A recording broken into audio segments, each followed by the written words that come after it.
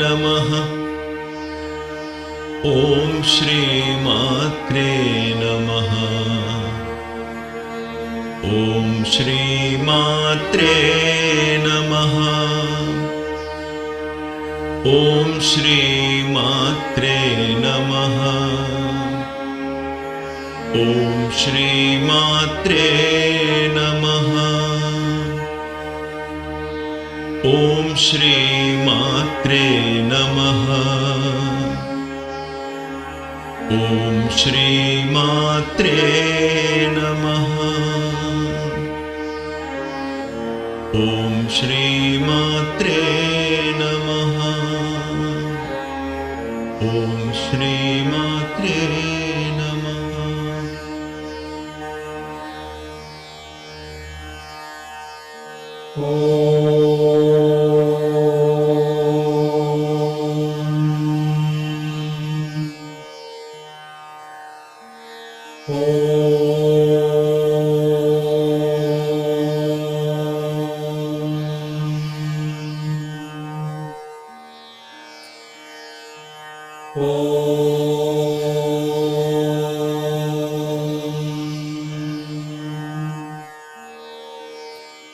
वक्रतुण्ड महाकाय सूर्यकोटिसमप्रभ निर्विघ्नं कुरु मे देव सर्वकार्येषु सर्वदा। ॐ गं गणपतये नमः।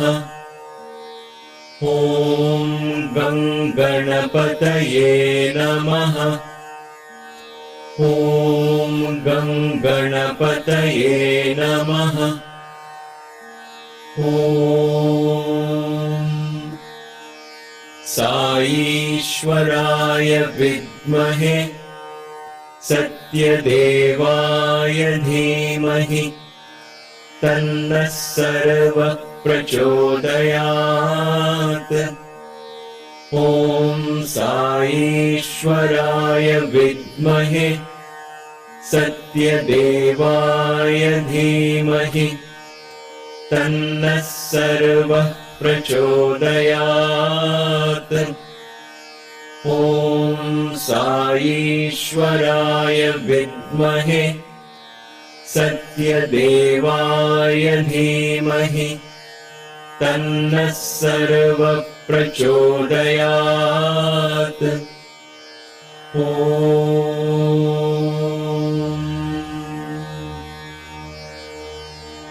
या देवी सर्वभूतेषु दयारूपेण संस्थिता नमस्तस्यै नमस्तस्यै नमस्तस्यै नमो नमः। या देवी सर्वभूतेषु दयारूपेण संस्थिता नमस्तस्यै नमस्तस्यै नमस्तस्यै नमो नमः। या देवी सर्वभूतेषु दयारूपेण संस्थिता नमस्तस्यै नमस्तस्यै नमस्तस्यै नमो नमः।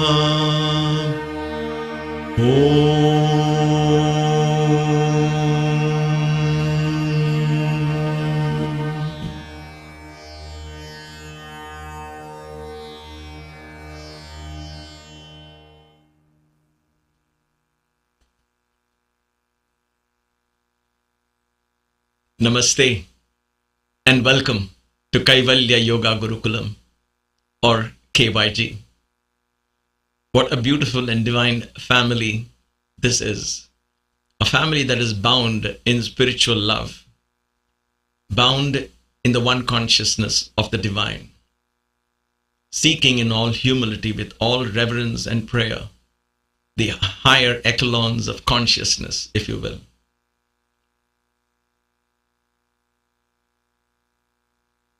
Every satsang, before every satsang, I offer my deepest prayer to the divine that I be guided in the words that I choose and in the understanding that I'm about to convey. Because these are concepts that have been explored for not just centuries, but thousands of years, yugas, if you will. And the exploration and understanding of these concepts will never cease. Every one of us understands this at our own level, and every understanding is right at that moment of revelation, whatever that moment is. And thus this journey has been and will be forever a very humbling experience. Because the more you think you know, or the more you get the aha moments, you will also at the same time realize that there is so much more to know, to discover, and to realize. And thus we are at this stage of the Devi Khadgamala, where we began with all reverence, and we continue this every step of the way, understanding these beautiful, divine, powerful, liberating energies of Shakti, of the divine element of consciousness that sustains not just this planet, but this universe with all its dimensions. We relate to that universe through our planet, through the 5 elements, and through this dimension that you and I can relate through our senses. But that is just the beginning, a tip of the iceberg. What lies beneath, what lies above, what lies beyond the above are a multitude of universes, all sustained by the divine. So once again, with deep humility and prayer, we begin this step into the second last Avarna, or the sheath, if you will, or the gate, if you will, or the chakra, if you will, however we term it, the 8th Avarna. The 8th Avarna is the second last Avarna before the final. It is in the last Avarna, the 7th Avarna, where we learnt about Sashtanga Namaskara, where we offered all the 8 limbs of our body. And therefore there were the 8 triangles, preparing us for the 8th Avarna.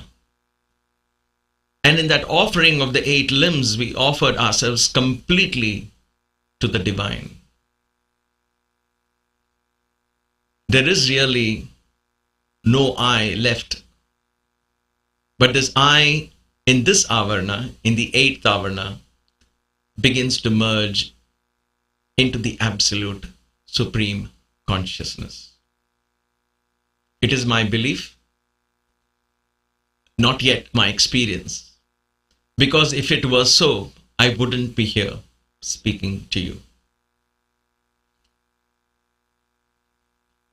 I remember the first time I went to Trinidad, and very dear friends of mine, devotees of Baba. The greatest advantage of being devotees of Baba is wherever you go, there is a family, a Sai family, welcoming you with open arms. And it was a Sunday morning, and my dear friend and brother Devesh said, let's go to the beach. He spoke a lot about the beach, about the beauty of the beach and the cleanliness and so on. And so we chose a quiet beach among the many that are there. And we began to drive down to the beach. As I went towards the beach, as we kept driving, I heard about how beautiful these beaches are. As we neared the beach, the smell of the sea, smell of the waves, the warm air, we lowered the windows. There was an excitement, a knowing, an awareness. And then we parked our car, and my foot stepped on the sand, and that awareness became very real. And it was there as I walked a few steps into that I saw the ocean, the waves, the warmth of the sun. I had not yet walked into the waters or experienced the ocean, but from where I stood, I got a glimpse of what that experience could be, to bathe in that ocean, to swim in that ocean. Why I'm sharing that anecdote is there are many such anecdotes in all our lives. We know something, we have heard of something through satsangs like these, we hear, we read. Perhaps we say, we imagine. Perhaps there is an element of faith and belief in what we hear. I heard the beaches were nice. I heard it was wonderful to spend a few hours in the sun. I heard that. I believed that. A yearning came to experience that. And then I found the company to take me there. A friend, a group of friends, a family, perhaps. And then we come from that state of simply knowing, in these deep states of, when we talk of spiritual awareness, consciousness, the different chakras, the different avarnas, we come into a state of awareness. A part of us begins to feel it, know much more than what you have heard. It is no longer a matter of belief and faith, it is a matter of awareness. The smell of the air tells you you are close to the beach. The humidity that attacks your skin, if you will, sets your mind beyond doubt that you are very near the beach. The sound of the waves is heard faintly by your ears. You know that awareness is much more than simply knowing. It is the knowing of knowings. And then, of course, comes when you experience the ocean, experience the beach, experience walking into the waters, allowing the waves to come crashing into you, swiping you off your feet, making you realize how small, how tiny you are in midst of those massive waves. So beautiful, so fierce, so friendly, and yet so gruesome. That is the experience.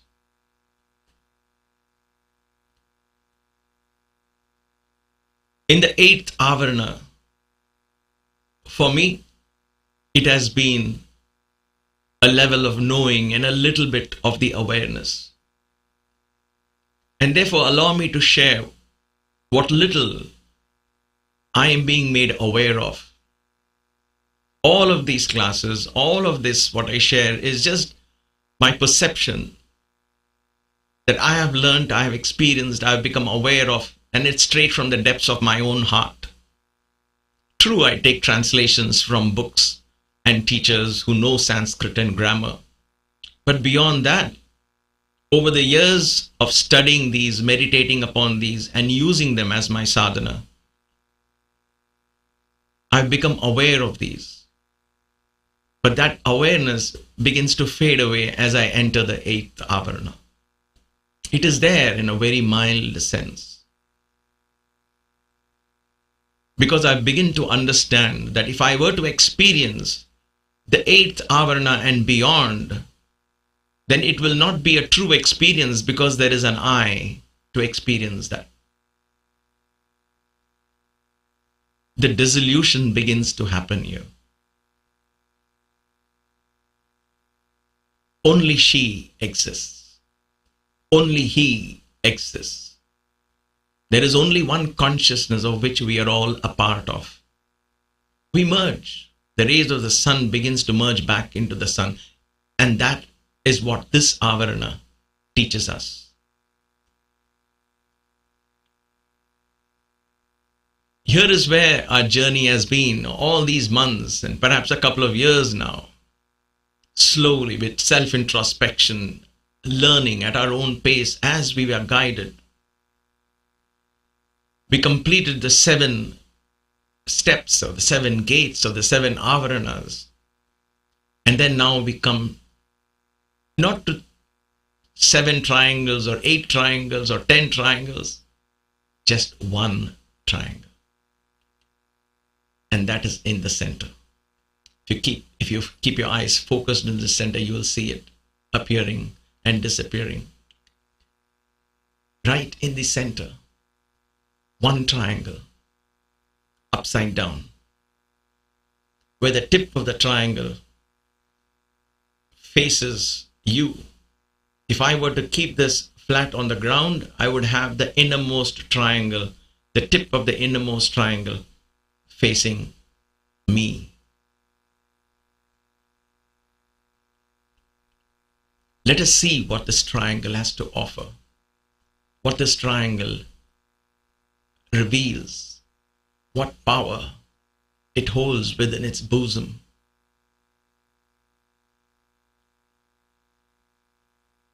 The concept of Trinity, the concept of three, is a very powerful concept.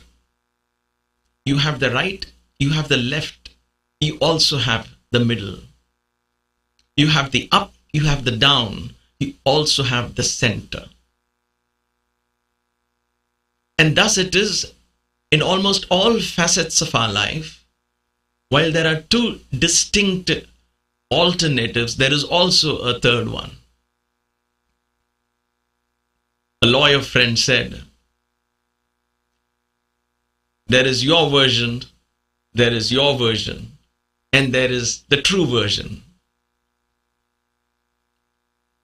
And thus it is, the concept of three. There is a past, we imagine it. There is a future, we imagine it. But there is a moment that holds both the past and the future. And therefore this triangle brings us to that awesome energy of the three. I want to borrow, before I even go into this, the idea from the Sankhya philosophy or the Sankhya Darshana, the oldest of the philosophical cosmological analysis presented to us. And all of the others, whether it is the Siddha Siddhanta Paddhati or the others, all of them have borrowed their basis from the Sankhya. There is nothing older than the Sankhya. Sankhya means numbers. They came up with 25 elements. And in the very beginning of my Kaivalya Marga series, I talked about it and we spent a couple of classes or more on that. So I'm not going to go into the entire detail. However,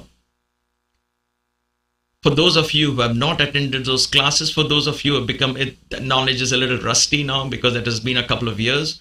It is important at this stage, however, for us to revisit that concept of Trinity that brings forth the entire creation that is shared through the Sankhya.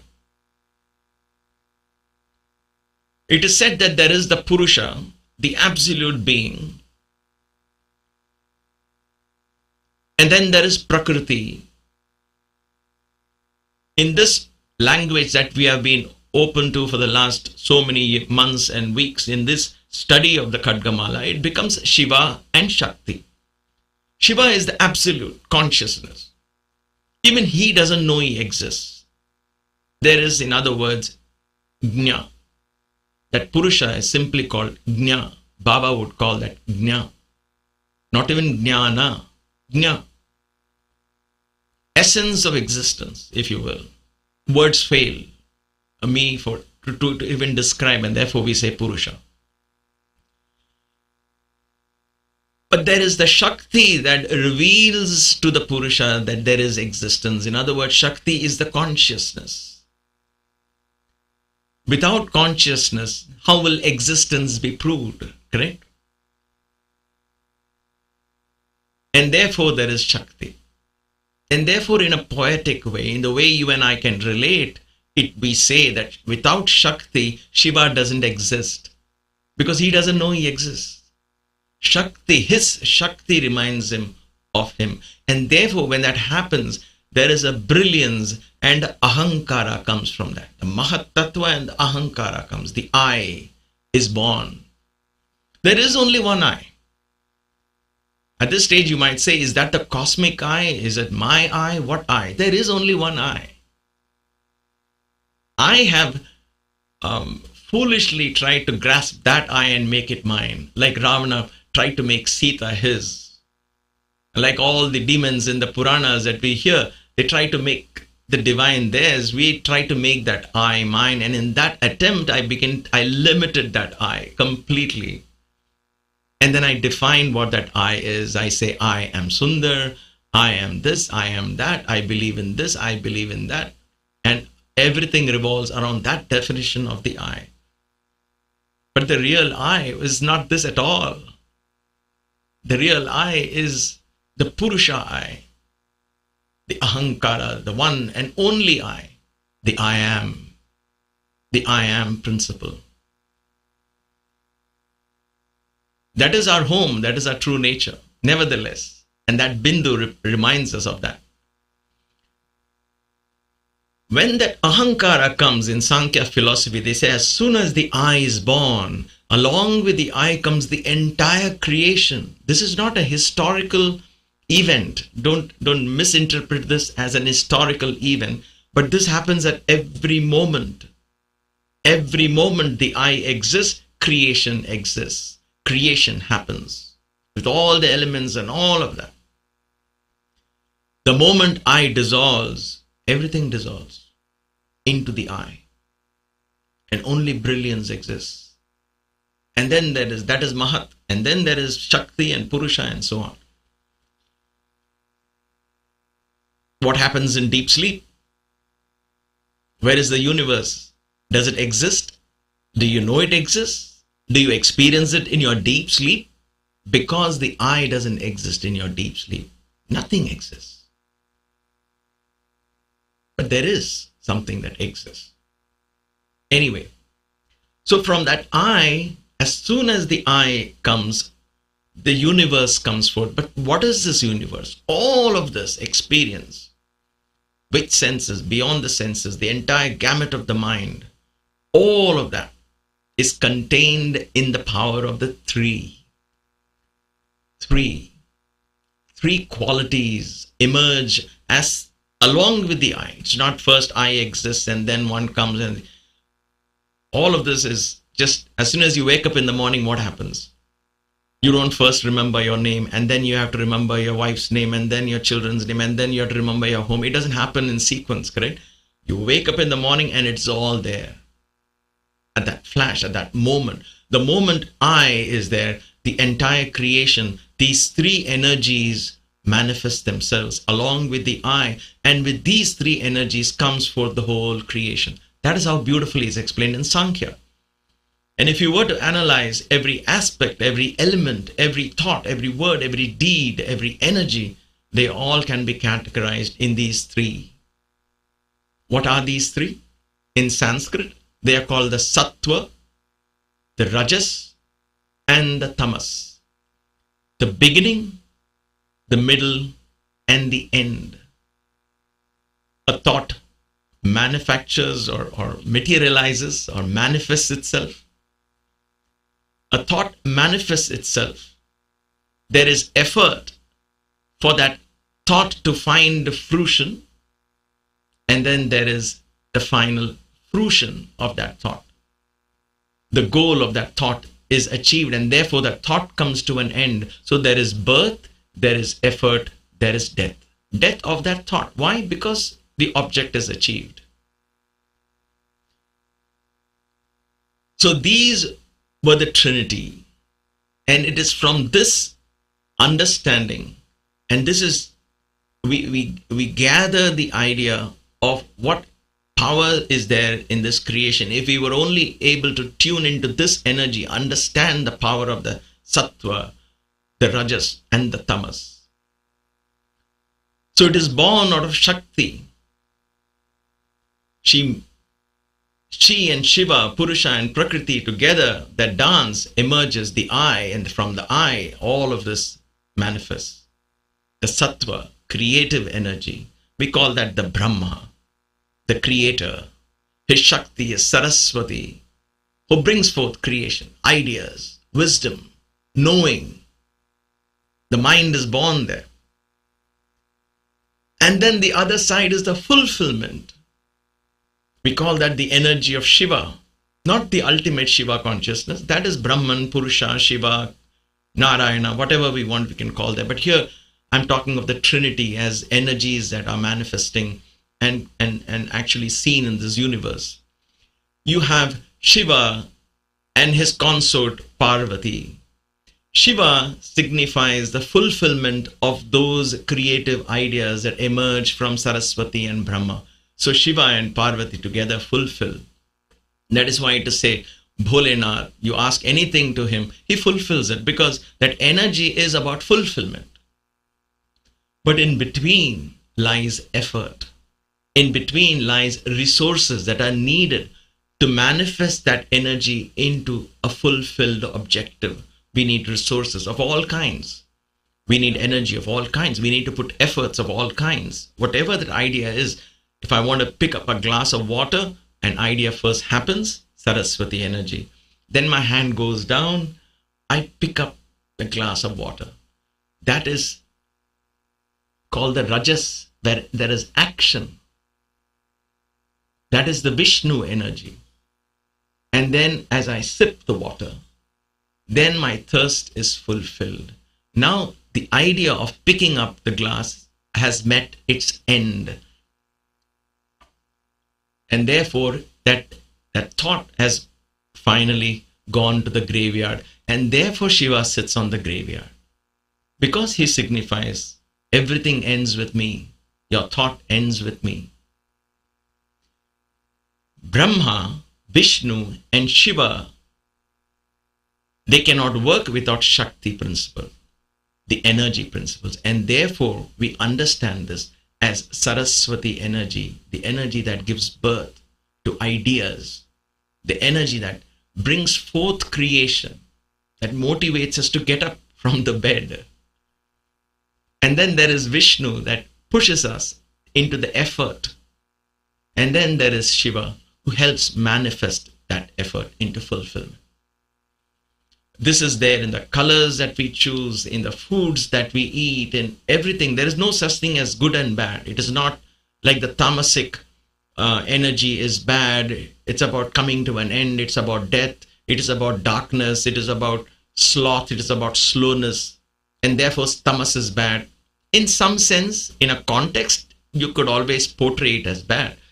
But all of this in excess in certain contexts are not good. If you are only sitting and dreaming of ideas and say, I am being sattva, then it's of no use if you don't put them into practice. If I constantly keep thinking of, should I drink water? Should I drink Coke? Should I drink Pepsi? Or should I drink milk? Or should I drink whatever, coffee or tea? What should I drink? And I keep analyzing and weighing the pros and cons.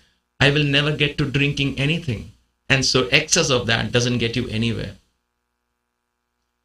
The point is, in this Avarana, we come to these energies that reside in our consciousness. These three energies, we directly deal with them because they are the ones that hold the door to the ahankara, the I am principle. And therefore Sunder merges into these three, and these three experience the I am. Sunder cannot experience. The moment I tell you I have experienced it, then it is perhaps not the right experience.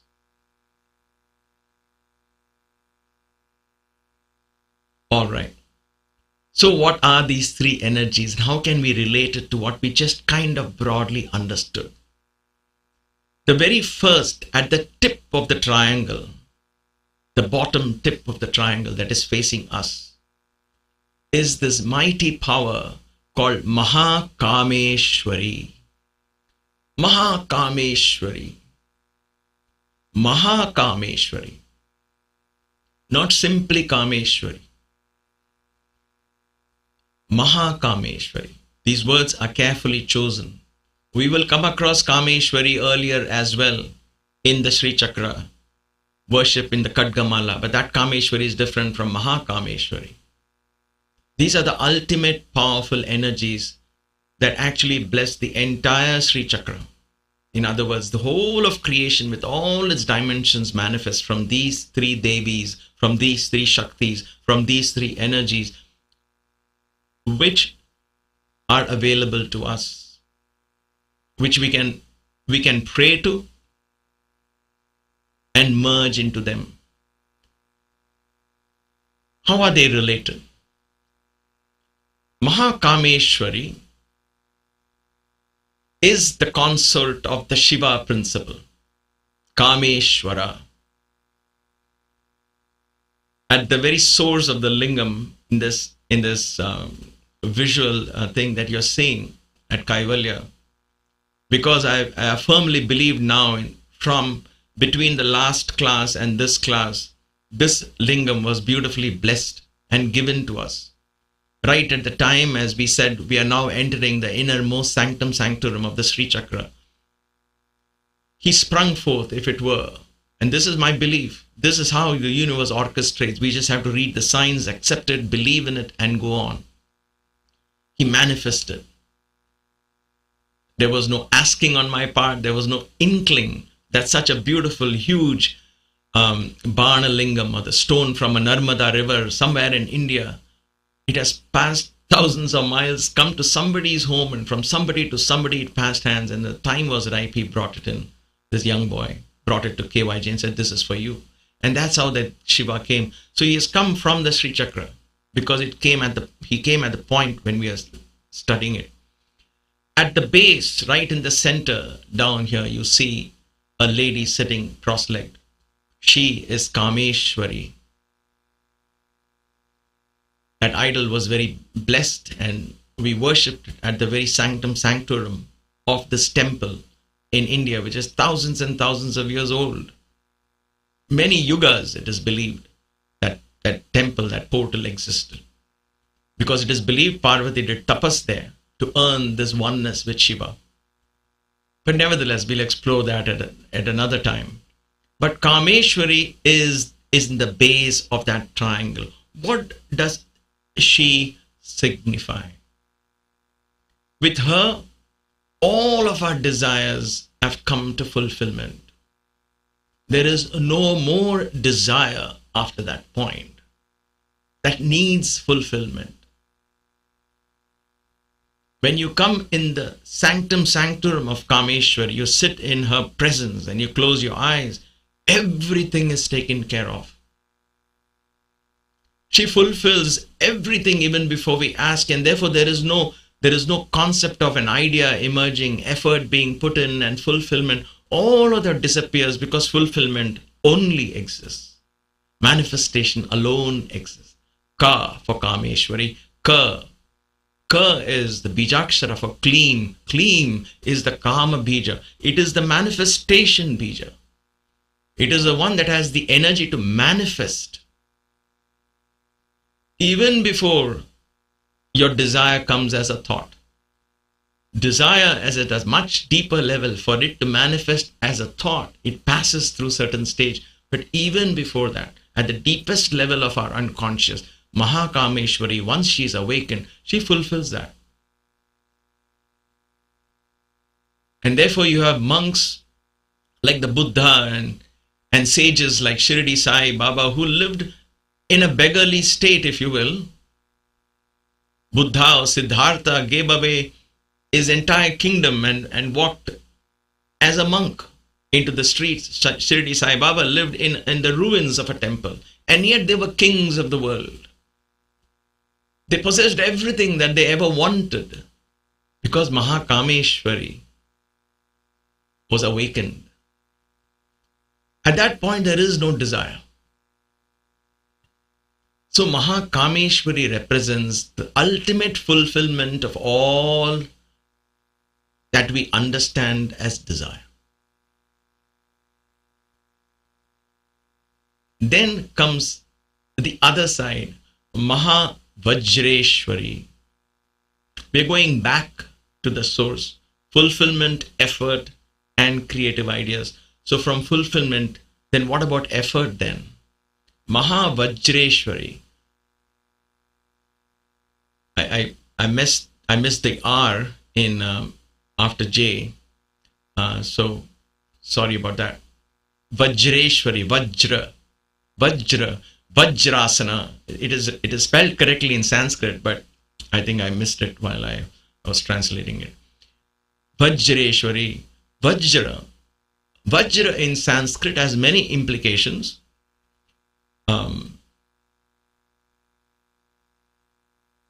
But the undercurrent of all of those meanings and implications across different contexts is strength. There is steadiness. Hard as a rock, as a diamond. Vajra is also diamond. Diamond is hard.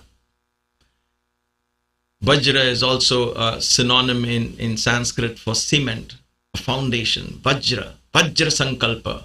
The will is unshakable will, as we say. So Vajra means unshakable.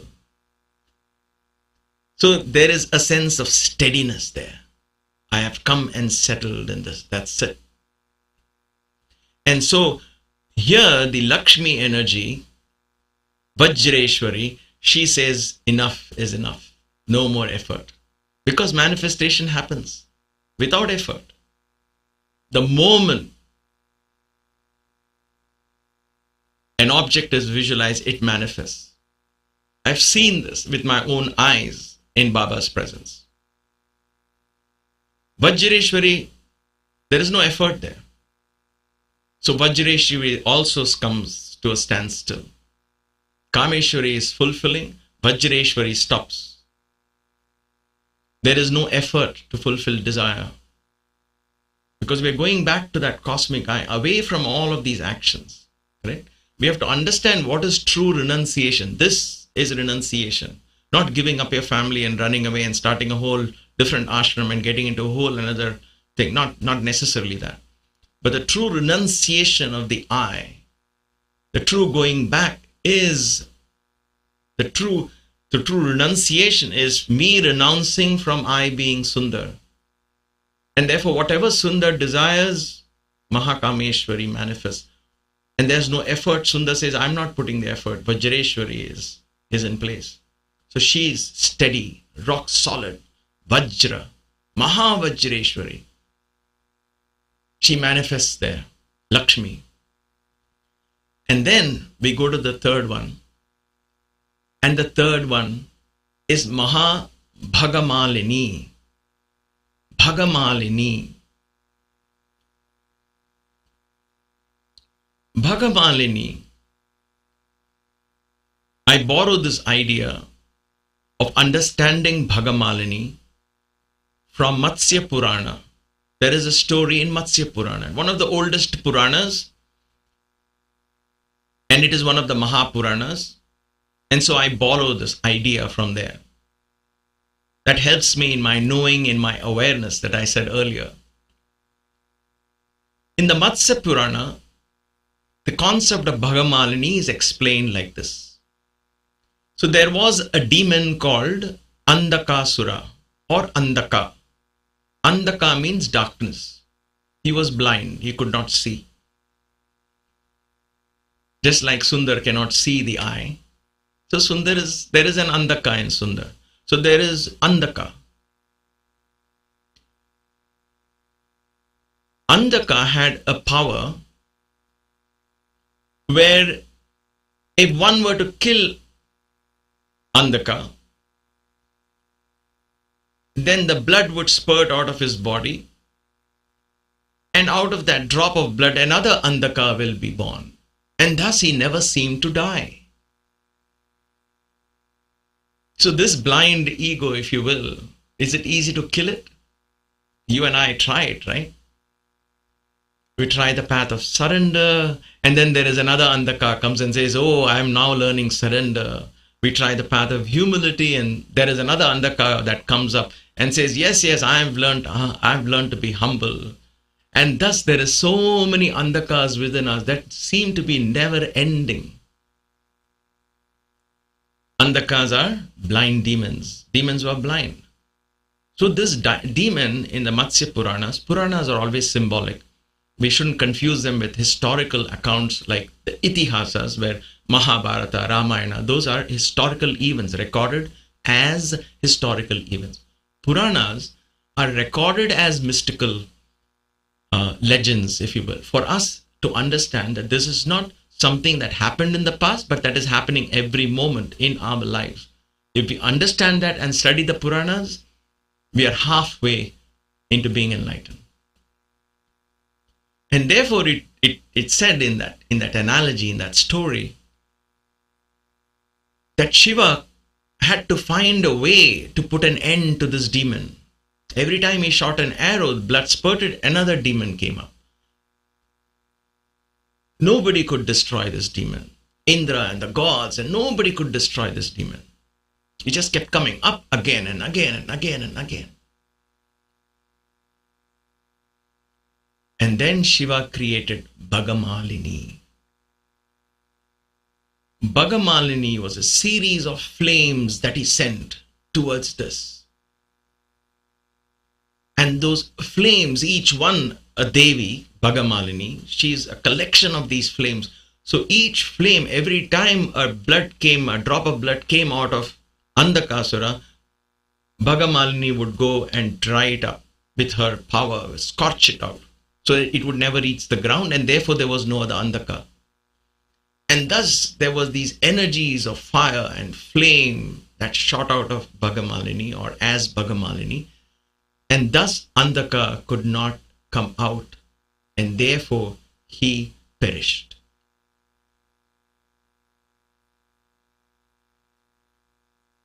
But if you take these stories literally as they show it in TV, it's a pretty gruesome sight.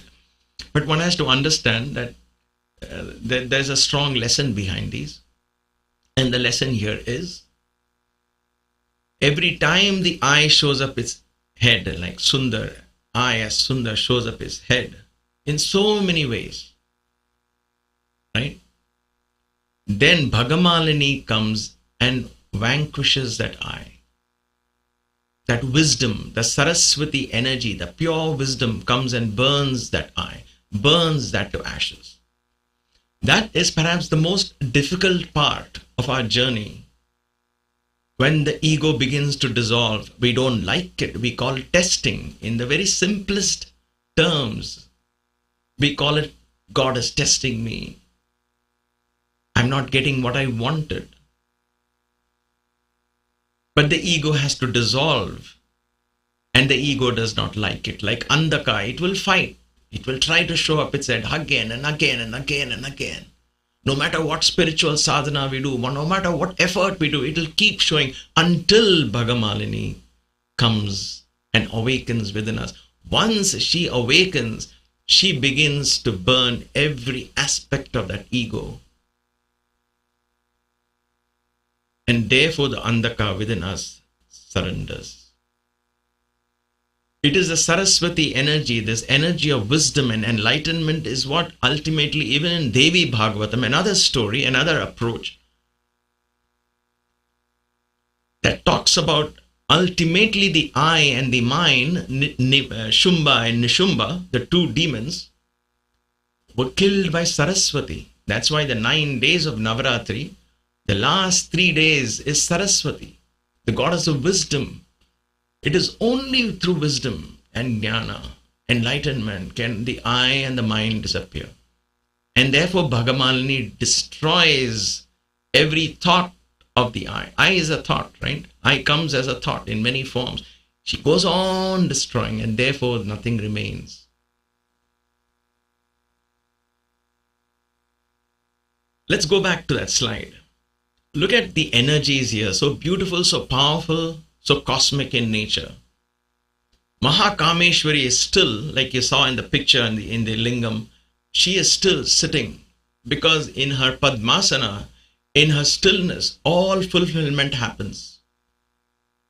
And therefore there is no need for any action there. So Vajraeshwari is like Vajra, she has become still as well. Bhagamalini is constantly high frequency, she is keeping the cleanliness, not allowing the Andhaka to even rise. So there is intense action on Bhagamalini. There is stillness and stoic power of Maha Vajraeshwari.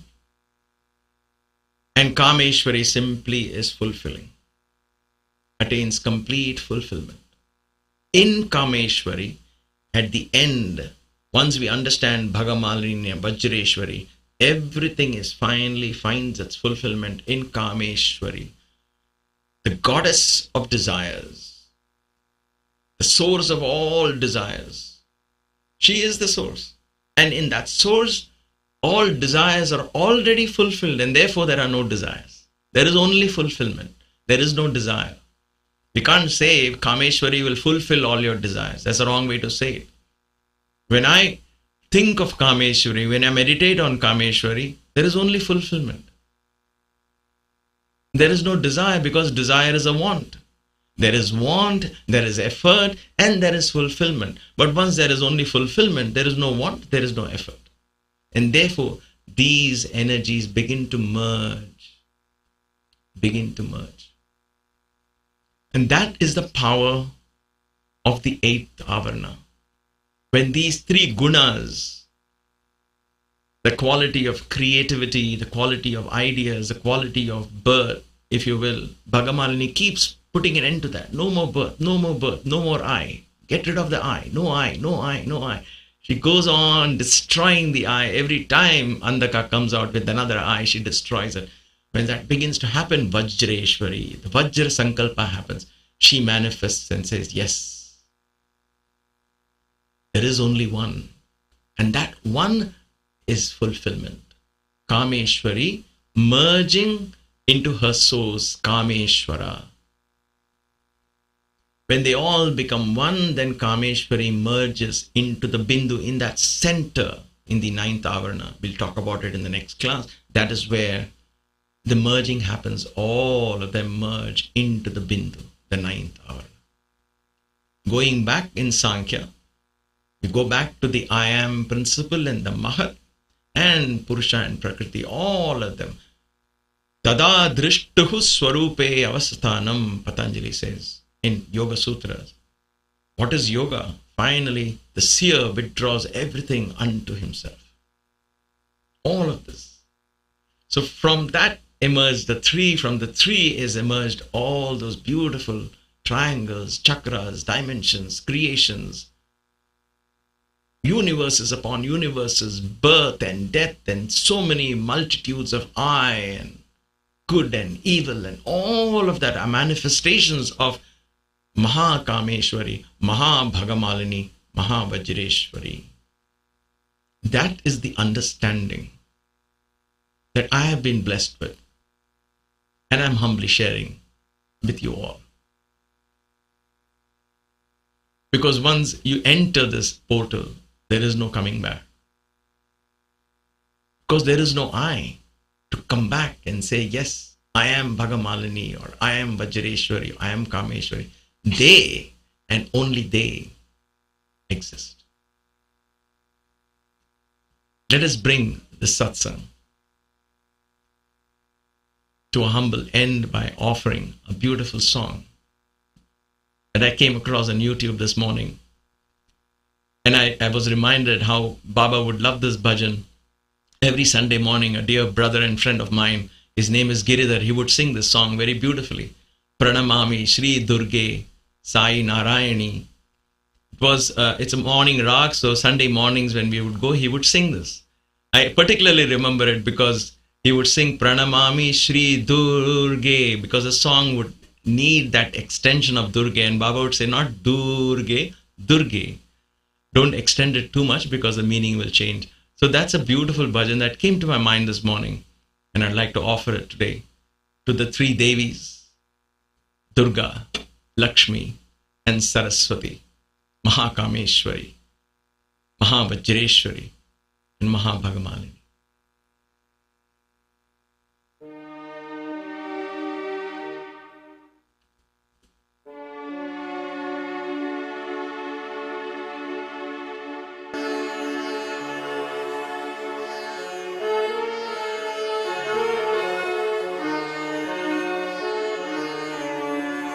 ॐ श्री मात्रे नमः। ॐ श्री मात्रे नमः। ॐ श्री मात्रे नमः। ॐ श्री मात्रे नमः। ॐ श्री मात्रे नमः। ॐ श्री मात्रे नमः। ॐ श्री मात्रे नमः। ॐ श्री मात्रे नमः। प्रणमामि श्री दुर्गे साई नारायणी। प्रणमामि श्री दुर्गे साई नारायणी। जय जगदम्बे देवी भवानी। जय जगदम्बे देवी भवानी।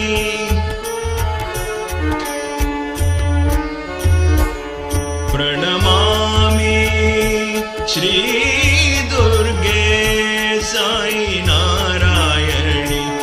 जय महिषासुर संहारिणी। महामाया दुःखहारिणी। जय महिषासुर संहारिणी। महामाया दुःखहारिणी।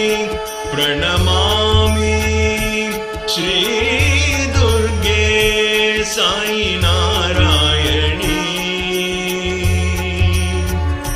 साई नारायणी।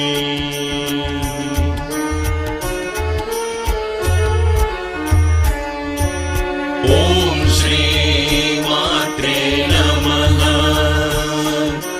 ॐ श्री मात्रे नमः। ॐ श्री मात्रे नमः। ॐ श्री मात्रे नमः।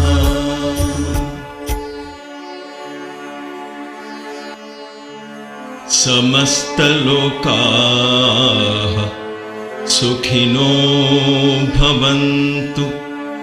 समस्तलोकाः सुखिनो भवन्तु। समस्तलोकाः सुखिनो भवन्तु. May all the beings in all the worlds be happy.